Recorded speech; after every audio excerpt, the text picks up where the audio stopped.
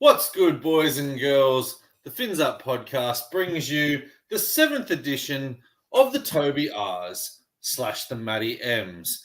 What a night we have for you tonight, even with some technical difficulties where you cannot see my handsome colleague who is joining me, Mr. Dan Nichols. I won't ask him how he is because we can't see him and we don't care. This is a glorious night for Rugby League, the greatest night in Rugby League history for awards, if I do not say so myself. Some prestigious awards to be handed out, some big-time players in the running to take this medal. Will somebody dethrone Nicho Hynes, or will he get a three-peat? Who knows? Let's throw it over to Dan, get his thoughts on tonight. Mate, I'm here, I promise you. It's been one of those nights, unfortunately. We've had about 15 goes at this on different devices, and you know what? It's just not going to work. So you're going to get to hear me tonight. I'm just standing here. I'm wearing a nice Sharks jersey. I've got my suit jacket on, as was the pre-organised attire. As you can see, Terry hasn't done that. So that's all right. I feel a little bit less shit about that now. But look. I took my jacket off because we can't see you dressed up, and I don't want to look so handsome without you. That's completely fair. Look, thank you to everyone who is tuning in. This will be converted to audio. Well, from my side, that doesn't need anything. But enjoy the darkness. Enjoy the night. This is a prestigious night. And just checking in, we have 25,000 viewers. Anyone who wants to make comments, please, I will put them up, including Luke's here, who's already shot in saying, "Can't see you, Dan. Supposes for the best." Yeah, thank you, mate. Luke, I am acutely aware of this. So, Terry, over to you, mate. It's your night. Now, we are live, as we said. This is the night of nights for Rugby League, for the Sharks, the greatest award night that we have. We're giving out, of course, the back of the year, the forward of the year, the spine player of the year, as well as the rookie of the year, the most improved player of the year, and, of course, the Toby R. Now, we will change the name depending on who the winner is. So is it going to be the Toby R's next year? Is it going to be the Nicky H's? Is it going to be the Cammy Max? A lot of people think it's going to be the Blakey B's. And we've got a lot of love for the Great Britain Awards, Dan. I know that you give me your 3, 2, 1, but you actually don't know who the winner is at the moment. Now, you may have a fair idea of this. And going behind closed doors, we were tied for first place between Nicho Hynes and Siosifa Talakai. Now, Siosifa Talakai started the year unbelievably well. In fact, he was leading by about 6 points early on in the season. And his move from the centres, has it cost him, Dan? Because the points dried up for a little bit for old Sif. Well, they did. He just wasn't getting the touches, wasn't breaking the tackles, wasn't scoring the tries. It's only natural that he's not. Look, I don't know who won, full disclosure. I have my thoughts. Obviously, I give my points, so my tally is going to equal half what the overall tally is. But look, I have a feeling that it's going to come down to 3 or 4. I think those names are pretty there. So I'm just trying to keep an eye on these comments. They're flying in. Look, anyone who's joined us late, my camera's not working. We tried everything. I apologize. It's probably better this way. But, yeah, I think there's 4 or 5 names that could win this. And I have a question for you, Terry. Go. How much fellatio for Terry's jersey? Whoa! It is the old school jersey for everybody, the Aussie Duck jersey. I absolutely love this. Now, I got this jersey in the training singlet, which is actually pretty cool. I wore it to the gym today, went for a walk down to Coogee Beach as well, getting prepared, getting the energy for this. Now, I'm going to start off with the back of the year. Now, just to let you know, I'm going to tell you this. We've got the back, we've got the spine player, and we've got the forward of the year. So Will Kennedy is eligible to win 2 awards. He's eligible for the back of the year. He's eligible for the spine player of the year. Just like Nicho Hynes. Actually, no, sorry. I took Nicho out of it. I took Nicho and BT out of it. They can only win the spine player of the year. And Blake Brayley can win the spine player and the forward.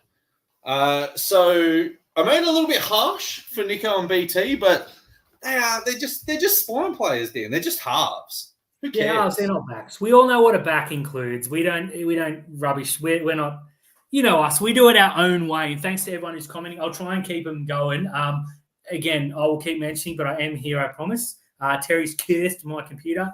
And again, I think we're going to be all right here. But look, back of the year, mate, there's multiple options here. Why don't you explain how these work, by the way? It's not just you and I say, yeah, it's this guy. There is a theory. Yeah, there is a theory. So at the end of every game, Dan and I scored a 3-2-1. I made it private at the end, coming up to our second bye. And basically the back of the year, the forward of the year, the spine player of the year, they get whoever got the overall points, the most points. So the back of the year, look, we've got some great backs. Obviously, we saw the debut of Sam Stonestreet, who scored 8 tries in 5 games. Sione Katoa, whether you like him or you loathe him. Haley has asked, am I a Blake Brayley Island covert? Go back to my Twitter page where I said I'm on a visa on Blake Brayley Island. I might apply for PR next year. So with the back of the year, this guy actually went really close to winning the overall player of the year, Dan. Fell just short. Our back of the year. You're giving a lot away here. You're giving a lot away, Terry. I thought we were going to play this. Because if I take this one player out, there's still 28 other players who can win the overall player of the year award, Daniel. Look, that's true. But our runner-up player of the year, who scored an incredible 31 points for us, and the back of the year this year, get ready to tweet it out, Dan, because you can't do anything else. But the back of the year this year goes to Jesse Ramian. He was also our runner-up player of the year this year. Yeah, I can't argue with that. Obviously, trying to do 5 things at once here, but he was utterly fantastic. And, I can't begrudge him this. I actually thought he was going to go pretty close to winning the whole thing. It turns out he did. It's the second place. But what a season for Jesse. I don't think you need to say anything more than point out how much we missed him against the Warriors when he wasn't there. I think with him, we win, and we win handsomely. Yeah, look, that round there, we saw just how much a good centre means to your team. The Canterbury Bankstown Bulldogs lost that round to Manly, and Manly attacked Stephen Crichton. And the game against the Warriors, Jesse Ramian was replaced by Daniel Atkinson, and the Warriors went down Daniel Atkinson's edge, caught a short, and then went and scored tries down the other side of the field like a good half and a good team should do. So congratulations to Jesse Ramian. A lot of people I've seen this year have actually got him in their Dally M team of the year with Stephen Crichton. Is that an accolade that he does deserve? Well, you wouldn't begrudge him. There's a fair few handy centres, and I dare say Herbie Farnworth's going to have a little bit to say about that. Well, I think Herbie Farnworth's start to the year cost him because Jesse Ramian was good from start to finish. Look, he was. And again, you take him out of this Cronulla side, and we're, not half the side, but we're not as good. So I'm a huge fan of the big man, Jess. I think he's cut a lot of the rubbish out of his game this year. It's always been a spectacular defender, great in attack. The left-hand side with the right-hand side with he and Katoa has been deadly for many years. But unfortunately, you've had that brain snap or two almost every game in the last years gone by. This year seems to have almost left his game. I won't say completely. Mm-hmm. Less and less from Jess this year. I think a lot of it as well. He is a victim of circumstance. He is a player that might hit something like that shot on the weekend. Just shows you he hit Carl Lawton with his chest to his head, and he thought he was going to get sent off. And when Adam G said you're on report, Jesse Ramian's first response was, "So I'm not sent off," and that just shows you that he's got a reputation. At the moment, Trish Meddy has just said Jesse definitely deserves to be in contention for the centre of the year. I think he's been the second best centre this year. That's no bias. It's actually a lot of bias because Jesse Ramian is arguably my favourite player in this squad at the moment. But, definitely should be in the team of the year. There's not much more you can say from him. He had a fantastic year, and he's become a really, really integral part of this team.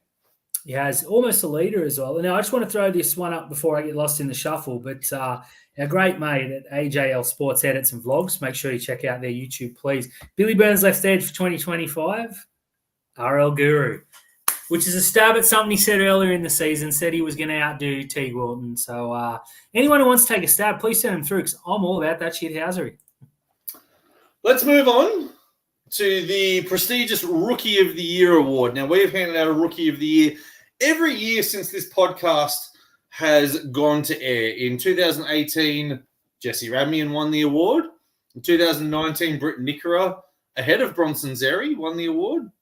In 2020, Tobias Rudolph came in and changed the name of the awards. In 2021, we saw Teague Wilton win it. In 2022, a lean year for rookies, but Lachlan Miller was the best of a bad bunch. In 2023, he's big, he's bald, he's handsome, and he scores tries. Tom Hazelton was your Rookie of the Year. In 2024, we saw the debuts of Sam Stonestreet, Daniel Atkinson, Liam Ison, and Jaden Beryl, who will still be eligible for the Rookie of the Year award this year. But Dan, there's only one Rookie of the Year. He's probably going to win it at the Dally M Awards as well. He better win it at the Dally M's. Your 2024 Rookie of the Year is none other than Kaeliro. Of course, it's Kaeliro. This is a bloke who has completely changed one side of the field. With the greatest respects of soft hand Sif, the touch Talakai, we've been blessed, let's be honest, with some attacking brilliance from the big man for the past few years. But right now, Kaeliro has shored up that left edge in defence, formed a two magnificent combinations. I don't know why I'm pointing at the camera. No one can see me anyways. But two magnificent combinations this season. Has scored tries. The only thing that he copped early on was he couldn't assist tries, so he's assisted about 30. Check those stats. It's close since then. Just become an absolute weapon. And, yeah, if he's not Rookie of the Year, I think we need to do a urgent recount. I agree with you on everything you said there. Now, Rookie of the Year for mine, when you're looking at just our team, it's just the best rookie that we debuted. When you have a look at the Rookie of the Year overall in the year, it's what rookie came in and impacted winning the most. And Jack Bostock had a pretty good shout for this. I think Lachlan Galvin was everybody's favourite because he was in the Tigers team and they were really crap, but he took them from last to last. Kaeliro came in to this team after we got belted by the West Tigers and we went on a run. And this run solely put down to him because they couldn't attack our edge anymore.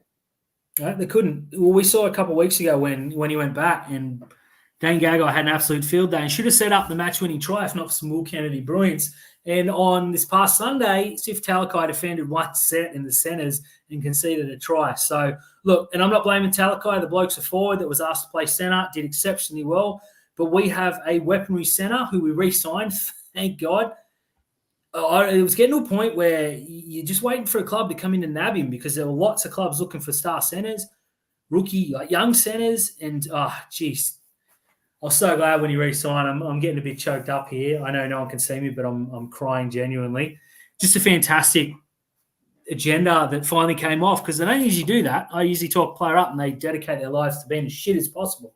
So thank you, Cal. We know you're watching and you deserve this award and all the love, hugs, and kisses that are coming your way. Yeah, now look, some of the early criticisms that both yourself and I had, and maybe not criticisms but cautions about Kaeliro, was his defence in New South Wales Cup. Now, as you rightly have pointed out, that he was defending with New South Wales Cup players, so he probably had to defend for three people in his spot a la Teague Wilton last year, but he's come into first grade and his defence has probably been his most outstanding part of his game, and he's second in tackle breaks and meters for this team, which says something. So were you surprised about how good his defence was this year? Yeah, absolutely. The big knock on him was that his defence was pretty bad. And you and I have watched hundreds of hours of New South Wales Cup, and it was always in the group chat, this bloke could tackle, he'd have 50 games to his name. There was always the thought that he'd come up and form a better combination with the, let's face it, Newtown level players that he does defend inside and outside of. It's just, it goes with the role. I don't want to say it was a lack of effort or anything, but I feel like he puts in more in first grade as any player in the world would.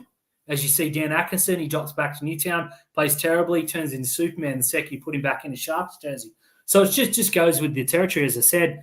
Mate, I've been stoked. I had huge raps on this bloke to the point where, like, it annoys other podcasts and whatever. I'm not going to let that bother me.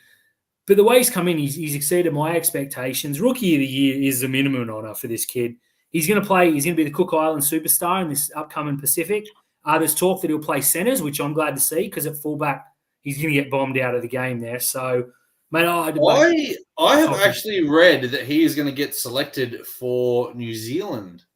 Yeah, look, that was a rumor I heard too. So, yep, very good. Now we are getting some funny comments. I will leave those a little bit between awards because Terry and I are going to throw some. I'm going to throw some questions at him he doesn't know about. So we'll make sure to get to some Q&A. But I just want to highlight this one. Gussie 10 said, Heroes defended better than Ronnie, to be honest. He could lose Rookie of the Year solely because of Ronaldo's shocking trial and defence. Look, not a bad shout. Not a bad shout. I love that. Now, Hero's one-on-one defense has been really good, but I got to say, that every time he touches the ball, he breaks 2 or 3 tackles. I think he's leading the most half line breaks in the competition by a fair margin. I don't know how much Creed should be put into that stat, but you're winning the ruck every single time, and it's been fantastic. I know people are probably sick of hearing me talk about him, but that ain't going to happen. Let's go. Let's move on to the most improved player. Now, we started handing this award out in 2021. In 2021, the honour was taken out by Connor Tracy. Yep. In 2022, it was Sifa Talakai who made his State of Origin debut and was a revelation at the centres and gave Manly an absolute nightmare. In 2023, we handed this award to Blake Brayley because, quite frankly, he couldn't be any worse than he has been. This year, though, Dan, we have 4 very, very good contenders for the award. 4 nominated by you and I. Daniel Atkinson, Oregon Kaufusi, Teague Wilton, and Tom Hazelton. Before I tell you the winner, talk me through those 4 names. Well, Teague Wilton's been utterly fantastic. I think people have realised that a lot of his defensive efficiencies came through one young Matthew Moylan because the second that Trindle went in, he started defending well. Dan Atkinson obviously is, we've got a lot of people asking for Nico Hines to be dropped. And I suppose that is equal parts silly as it is respect for how good Atkinson's playing. The Italian Prince, good on him. Oregon Kaufusi went from a literal meme last year. And we were joking, and then his hair grew, and everyone was like, this will be fun. And this year's become an absolute beast. And Big Bold Tom, I mean, he's become one of the best ball-playing forwards in the game. And, outside of Isaiah Yeo, who's got an equally magnificent hairstyle, geez, it's happening to a lot of us. But, mate, any of these 4 could win. Well, there's a good shout from Trish. Toby R most improved. I'd say if it was a early in the season to late in the season improvement, I think Toby's a great shout there. I think Toby Rudolph is a great shout for most improved player over the last 6 weeks. He was utterly disgusting at the beginning of the year, Trish. We all have to agree with that. But the standards that Toby has set for himself, he's probably only hit in the last 6 weeks. So although he has been in, as people are saying, career best form, Paul says, I think Atkinson's exceeded everybody's expectations. That is correct. The winner, though, selected by you and I had no expectations for this guy. I didn't even have him in my round. I didn't have him in my round 1 team. The 2024 most improved player, as voted by Dan and I on this podcast, goes to Oregon Kaufusi. This is going to cause some obvious unrest because Dan Atkinson could very easily win this award. We actually put him up as the first. But when you talk about Oregon Kaufusi, you and I both sat here in the preseason and said this guy should not be re-signed. We should let him go now. He's been an abject failure of signing. We know he had some off-field stuff. That's never been confirmed. That's just what we've heard. We thought, okay, maybe he'll do better this year. Then we looked at each other and we laughed. Right now, Oregon Kaufusi's got a mutual option next season that everyone wants picked up for obvious reasons. I think he'll move to the bench. And I had someone ask the other night, how do you think he'll go on the bench? We played a grand final for Parramatta from the bench and was arguably their best forward that night. So we're going to get some feedback. And if you want to argue Atkinson, I'll hear that argument because he's been fantastic. But I had no expectations of Atkinson. We never really saw anything. Kaufusi last year, excuse my French, was dog shit.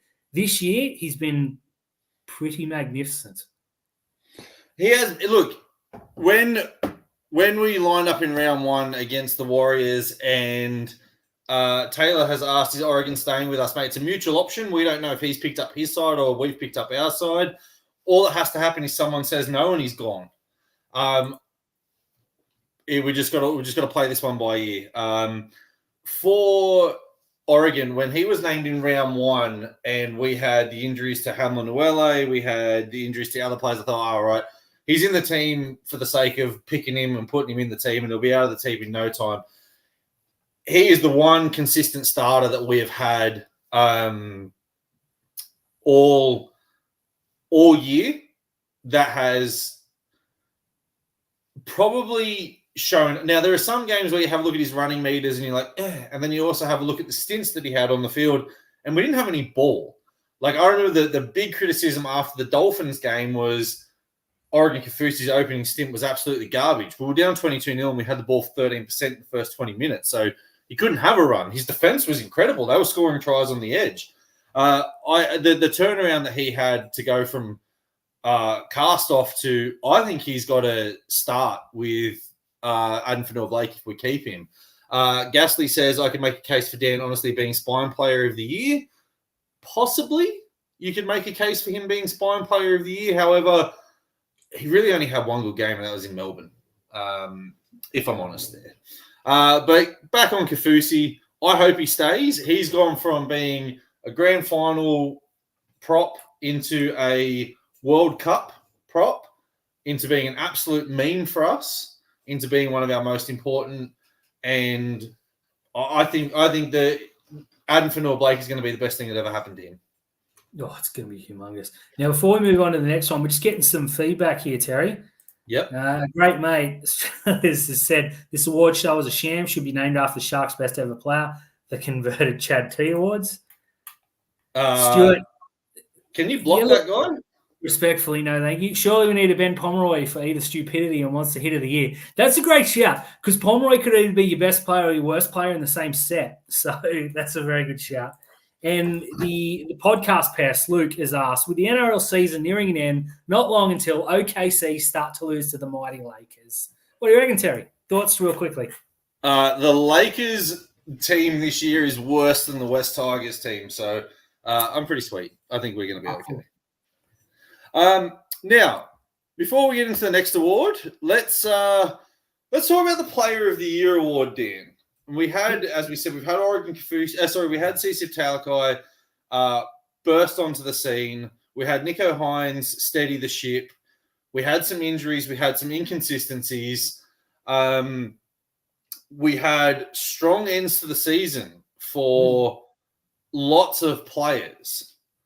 I would like to announce we've had, one player win it by not much. We know Jesse Ramian finished second. We had 2 players tied for third, 2 players tied for fourth, and 1 player in fifth. I'd like to tell you who was fifth and who the 2 players tied for fourth were, if you don't mind, Dan. I would not mind at all. In fifth spot this year, now had a really, I think, okay start to the year. Then he had a pretty special run in the middle of the year. Then he went a bit quiet, and his last sort of 6 to 8 weeks, he's just gone bang. He was, rightly or wrongly, the Sharks Player of the Year last year, but finishing in fifth in the prestigious Toby R Awards this year, Blake Brayley. What are your thoughts on that? Look, I think if Blake had 2 or 3 bigger games early on, I think we'd be crowning him champion today. Now, last year, he won the Player of the Year and pretty much the entire fan base laughed. This year, he might win it, and it'd be fine. Now, this is based on points. So we 3-2-1 every single week. So whoever plays more games gets more points. That's the way it is. It's not an MVP system. It's not, geez, he's been the best. Again, I've had people all day message me saying Brayley's going to win this award. Look, if he was on an MVP in the last 6 weeks, yeah, he probably stands here today with the mighty prestigious medal around his neck. But look, brilliant season from Brayley. Undoubtedly his best. We've seen him come good in the last month. Now, if you want one of your top players to come good, it's a month before finals and it's into finals. So I am looking forward to seeing what the young man has to produce in the next few weeks. Yeah, I am I am thrilled to pieces that we actually polled him quite well, because last year we didn't give him any votes at all, and I think that was just biased because I thought he was garbage last year. Let's just be honest. But we've seen in seasons past Todd Carney miss out on the Dally M by a point, and Michael Gordon get Player of the Year. We saw Nico Hines miss out on the Dally M by 2 points last year, and Blake Brayley win the Player of the Year. I thought he had he's probably his best season, and his last, as I said, 6 to 8 weeks, he's been in career best form. So yeah, look, big ups to him at the moment. In tied for 4th place. This guy shot out of a cannon to start the year and looked like he was just going to run away with the medal. And you and I were like, do we just call it early? Moving back to the bench, stunted his points. He picked up some points here and there. Again, he picked up some points against Melbourne. He picked up some other points in other games as well. But, going from playing 80 minutes to only playing 30 minutes to being an impact player, he didn't pick any points up. So in 4th place, Sifa Talakai. And the man who replaced him, Kale Iro. Yeah, look, Iro has been what he's been. Everyone knows my thoughts on him, and he's, picked up a lot of points. But Sifa Talakai early on, I think, was leading in the first 2, and then against the Tigers, where we were dire, I think he was our best player in that game too. But you're saying he's just getting burnt in defence. And then they made the change. For him to poll so high, despite playing 30 minutes here and there, really shows just how good he is. There's a bit of a wrong, not wrong, but it's wrong. People seem to think that you and I don't like Talakai. We love Talakai. He's in. I love Talakai. He's definitely in the 17, just not as a centre. So I am. Benny's got a good one. Hold on, let's ask here. Serious question, guys. If the Tigers get a spoon in NRLW, does Woody get a girlfriend? Oh, great. I think Benny's nailed one here. Anyone that has a funny female name that we can make a wooden spoon out of, please let me know, and we will name it this weekend. Benny, I love that. $5 to you. Talakai huge, Iro huge. I dare say if Iro played those first 3 weeks, maybe he wins the medal. Possibly. Let's move on to the forward of the year. Now, we saw Oregon Kaufusi pick up the Player of the Year. The Most Improved Player of the Year. We saw Toby Rudolph have an incredible back end of the year. We've seen Royce Hunt have a sensational stint in the middle of the year. Jack Williams has been Mr. Consistent. Teague Wilton has been awesome. Britton Nickera has been phenomenal, and I think is a real shot to get in the Dally M Team of the Year. Dan, before we announce who the forward of the year is, talk to me about the Pigs this year. Well, look, I think Wilton has been outstanding, just missed too many games. Cam McInnes is a shout. Asked to play halfback for a couple of weeks, so I don't know too many forwards that can do that week in, week out, and win in that role. Look, any of the forwards, the middles, they've all had ups and downs. We've been on this very show saying, geez, he was good this week, but last week not so good, or vice versa. Look, it could come down to anyone, but I honestly think there's a standout there, and I can't wait to hear his name read out. The 2024 forward of the year for the Toby R's is none other than Britton Nickera. Yeah, look, it had to be. It couldn't go to anybody else. He's just been utterly magnificent all season long, Britt. And I think he's getting better and better. Last year, I think he was screwed to miss out on the Dally M Team of the Year. This year, he's probably going to fall behind Katoa and Crichton. Yep. And, geez, he's a bloody good number 3. Glenn McCauley has said a good name for Woody's girlfriend is Felicia. Yeah, you're guilty. Not bad. There's a couple of people here. Everyone picked Brit Nickera for this. Haley has said it had to be Brit. It did. It had to be Brit. None other than Brit. I don't think that was a surprise to anybody at all. Should we get to the third? We can. I just want to duck in just before this goes too long. AJL's asked, sure the lads present the prestigious Billy Magoo Award for the Jets Player of the Year. Now, in terms of performances for the Jets, I think Billy Burns has been their best all year. In terms of the Jets Player of the Year, Pickering or Hosking, there's the names most people won't know, but that's my vote. Can I give you a name for the Jets Player of the Year? Absolutely. Sam Healy. Ah, well, there you go. He's been very, very good. Hope we hold on to him. But thanks for the question, mate. That's a deep cut. But the third place, sorry, Terry. So we have another tie for third place. Hold on a second. Just getting the tweet ready for this. We had another tie. Now, we've had some players, as we said, start strong, finish strong, middle periods, injuries hurt. In third place, he just won our forward of the year in Britt Nickera. A great end to the season. He also had a strong period in the middle of the year as well. Really slow start, I think, cost him a lot more because I could actually hear a case that Britt Nickera was our best player this year if you just forget the first 7 games existed, because he was pretty average, and it looked like that he had played last year to get the contract and then just settle back on his laurels. But his end to the year has just been absolutely awesome.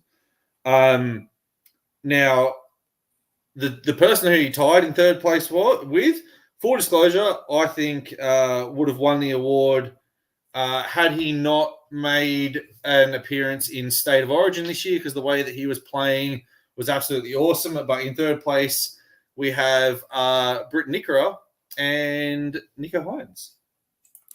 Yeah, look, Nico was breathing fire and he was everything we'd hoped for and then some. Played Origin, got the yips. We didn't win a game with him for plenty of weeks. Missed a kick after the bell that I'm not going to hold against him, but plenty did. Got injured, came back, not so great. Ended our winning streak. Everyone called for his head. Came out, was one of the best players of the round without overplaying his hand last week against Manly. And let's be honest, he's our best crack at doing anything in the finals. Huge for him. And obviously, Nickera, we've said enough about him before. Utterly brilliant. That right side is humming. That right side is humming, and they had some stats this year about that being the best defensive edge in the competition. I think that has a lot to do with him, and also Jesse Ramian as well, but more Britt Nickera. He's been less the hitman's bodyguard this year and more just the absolute hitman. Which we've only got 2 awards, because we know Jesse Ramian finished in second. So we've got the Player of the Year. And we've got the Spine Player of the Year, Dan. Yeah, I have a feeling they might be the same. Before we hit that, Terry, I'm going to hit you with a few things, mate. Hit me with a few questions. If I was to ask you with zero preparation, what was the most enjoyable Sharks game of the season for you personally?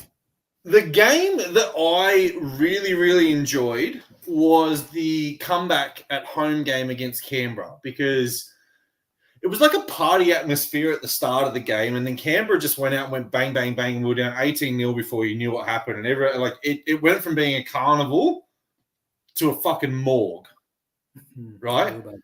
And then we just came back 18-all at halftime, and you were like, man, we're just going to win this game. And that was absolutely like just fun. You know, Kaeliro scores his first try in, at home in the game that, he was brought into, and you've got there goes my hero sign. I think, that just for me was just a lot of fun. Probably the game that I enjoyed the most. I'm seeing a lot of love here for Melbourne away. I'm seeing a lot of love for the Roosters game. I think smacking the shit out of the Dragons at Wynn Stadium was pretty cool. I didn't mind last round against Manly either. But I've got to say, most fun game, Canberra. What about yourself? Yeah, look, 100%. The Canberra home game was brilliant for multiple reasons. The kids were there. Iro, scored on his return. There were a lot of people there that held up the signs I got made. Thanks so much to anyone who's watching or listening for that. That was magnificent. It was just fun. And, that the comeback was great. The story, the way we sort of ran away with it in the second half, and it was just a party atmosphere. I think the best performance of the year, though, is against the Chooks. To beat the Roosters under any circumstances is utterly fantastic, and to outscore them up there where we have had a notoriously bad run at Magic Round is just something special. That Melbourne game I was expecting to cop 40 that night, full disclosure, And when Talakai ran away from that in and away and beat 4 blokes and offload and try assist from Ronaldo, I've never screamed go stiff at the top of my lungs, and I partied all night. Didn't even need a drink, mate. I was drunk on happiness. What about Hold up. We've got this one. Titans at the Gold Coast was low key awesome. Fuck yeah, it was. Yeah, it was. That was a lot of fun. What about, mate? With the positive comes the negative. Before we get to the big one, what was the worst game of the season for you? Look, a lot of people are going to expect me to turn around and say the Panthers losing 42-0 stinks, obviously. But I think the worst and most unacceptable loss is to lose 32 points to 6 to the West Tigers. It was utterly disgraceful. I've never been so angry in my life over a Tigers game, over a Sharks game. Now, I carry on a bit here, but full disclosure, it's a bit of a put on, and I'd use it to rant and get things off my chest. That game, Terry and I sat down, and Terry said, "Don't swear or I'm signing off." He said, "You got 3," and I didn't use them to the last 3 words. I went to the gym and I put an extra 5 kilos on each side of the plates, and I bench pressed for an hour, and I came home and I was still pissed off. I know that's ridiculous for 17 blokes that maybe 3 of them would pick me out of a lineup if I put a gun to their head, but it just was what it was, and it was absolutely disgusting. We were going to go, and only the fact it was like $60 to sit on that shithole of a hill turned us away. As Benny said, the Tigers' last was punishment to be at.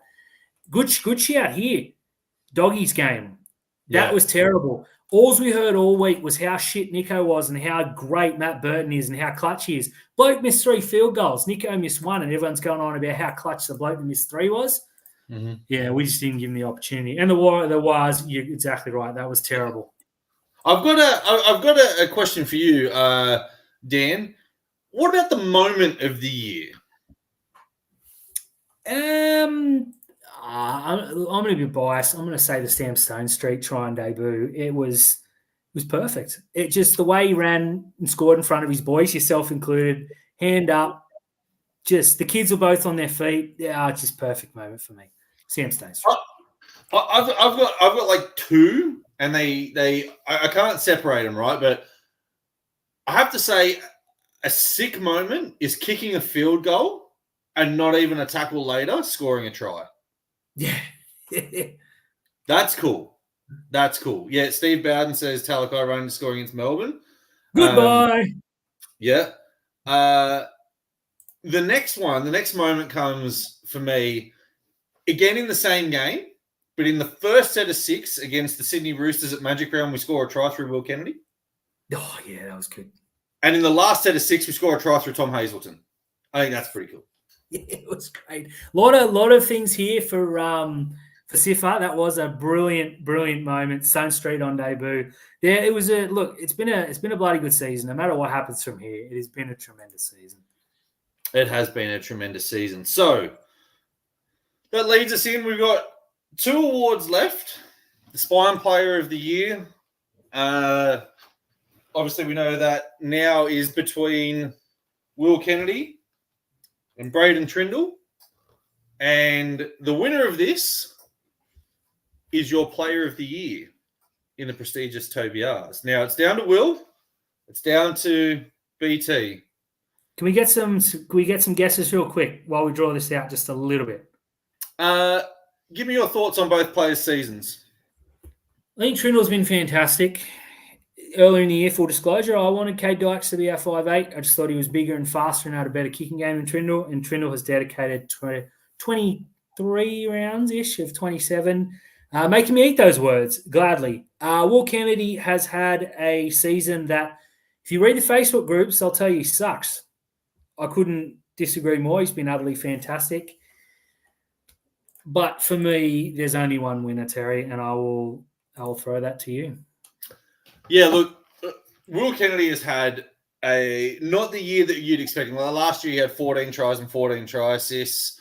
The year before that he was 14 and 10, so he's in the double-double. This year his influence in the attack has been diminished by his influence in defence. And I think this has been one of Will's better defensive years. I know there's some shocking missed tackles like the one on Hammer, blah, blah, blah. But in terms of his kick defusal, in terms of his positional play, and in terms of his safety, He has been really good. But, yeah, look, there is only one winner of this award, and that it has to, he ended up coming home so strong in this. And Braden Trindle is our player of the year. Absolutely flew home.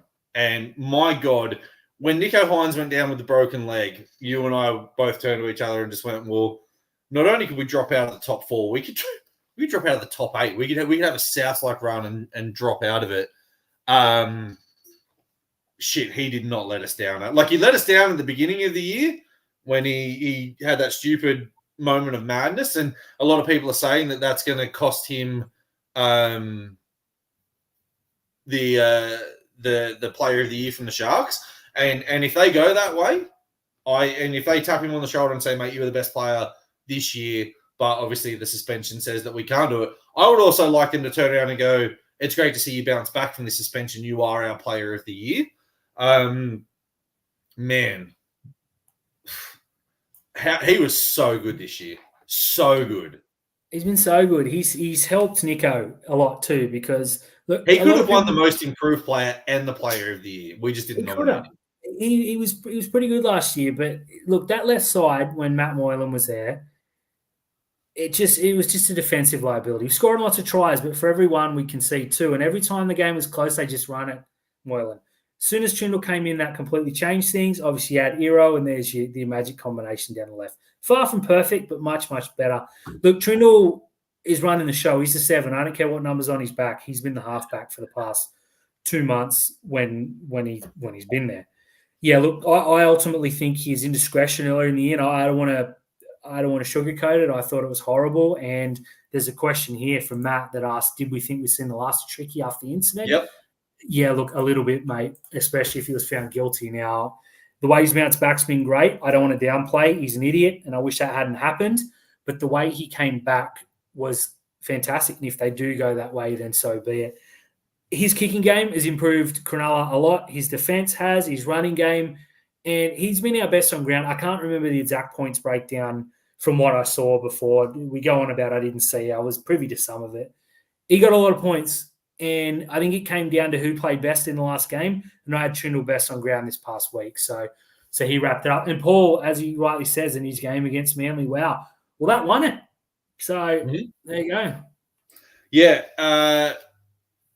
Jesse had the award. He was leading into round 24, the suspension in round 25, and Tricky was the best on ground for us there. You and I both had Nickera as best on ground this past week, and we gave 4 points to Braden Trindle for him to take the award home. Why did it take so long for us to bring Trindle on board full time?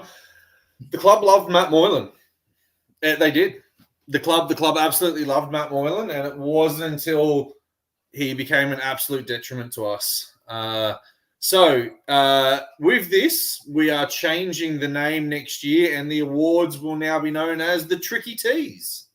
Yep, I think that's a pretty obvious one. Well-deserved for Tricky. Now, I will try and sneak in to Sharks training.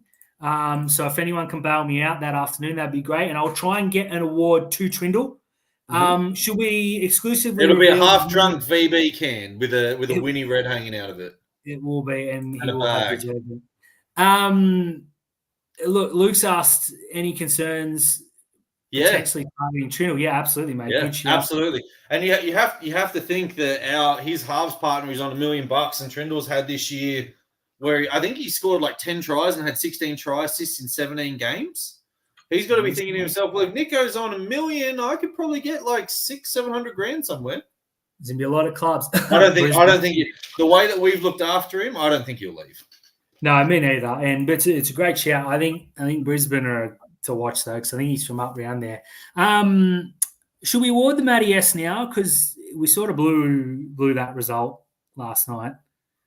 Yeah, look, full disclosure, no one can catch Brooke Anderson.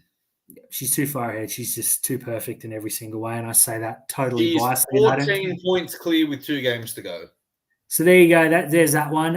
Again, I will try and sneak into the girls' training, get arrested again. So I'm going to need double the bail money and a couple of alibis if possible. If anyone from the club is watching, I'm still going to get in because I'm really, really fast. Mm-hmm. What a night. What a prestigious night. Anyone with last comments, throw them at me. I think I got through them. If I missed any, I am sorry. It has been fantastic. It's lucky my camera's gone dark, mate, because I've been crying the whole time. The emotion. Mate, it's an emotional night for us. I think next year we probably need to hire out a hall for all 10 of us to turn up and see if we can get some Sharks players down there to do it. It'd be good if Tricky could come down and award himself the medal next year. Yeah, well, he might win it again. He's set to go on a roll. Although I dare say young Kailero might have something to say about that. We're not going to change it to the Kylie eyes though. The Kylie eyes, yes. No, look, we'll leave for the tricky tees for a couple of years. We will. Good shout here. Trindle and Atkinson could be starting halves combo at many clubs. There's going to be plenty that come after Dan Atkinson, especially. A lot of clubs out there that have high-paid halves that Atkinson could do just as bloody well for half the price. Benny's offered to do the red carpet next year. Absolutely, mate. I want a best and worst dressed, please. Yes, and thank absolutely. You. What a night this has been, though. Congratulations to all our award winners. I've been tweeting as we went. If you go to training dressed like that, you'll get in easy. I don't know who that's to. What if Dan goes to training blacked out? Yeah, no one will see me. Nah. Yeah, perfect. Any last comments, thoughts, or anything, Dan, on the season that was for the boys? I think it's been utterly fantastic. I think it will be an absolute travesty if we don't win at least one finals game. Hopefully it's this week. Now, I had a plan. I had an easy route to the final. Play well, lose to Melbourne, go back, smash the Cowboys, and then hope Penrith all get COVID. I think that's how we make the GF. I also just think that we beat Melbourne and then beat the Roosters and then take on Penrith in the grand final. Yeah, look, we'll smash them. Haley's going to be there supporting both teams. I don't know how I'd feel. A couple of years ago, Cronulla played Wigan, and I was sitting with the Cronulla boys who were about 20-0 down, and then I went and sat on the Wigan table and was like, woo, let's go, boys. But, I don't know how it would have been live. I mean, I would have supported the Sharks, obviously, but I like it. Either way, someone's in a prelim. Yeah, someone's in a prelim. The whole thing with Haley is she supports about 15 teams anyway, so she's always a winner, except in the AFL. Neither of her teams made the finals. Look, that's true, but we do appreciate the support. And we do appreciate the support, Haley. Wear your Melbourne jersey, fly your Ronaldo jumper. That's all I can say. That would be very nice. And give Kailero, or give Tom a kiss on his big, bald head. Thanks so much for joining us, everyone. I'm going to click end stream now. It has been an absolute pleasure. Terry, the hostess with the mostess. What a man. What a man. Just quickly, Trish says, look, I like this. Although if we beat, that's okay. The Cowboys get through. Ooh. I think if we beat the Storm, we can't play the Cowboys until the grand final, though. Well, that's all right. We'll beat three teams. Doesn't matter who they are. You go to Jets and Flag Boys. Yes, go to Jets and Flag Boys. Absolutely. Thank you all very much, and congratulations to Braden Trindle, the 2024 winner of the Toby R Now Tricky Tees.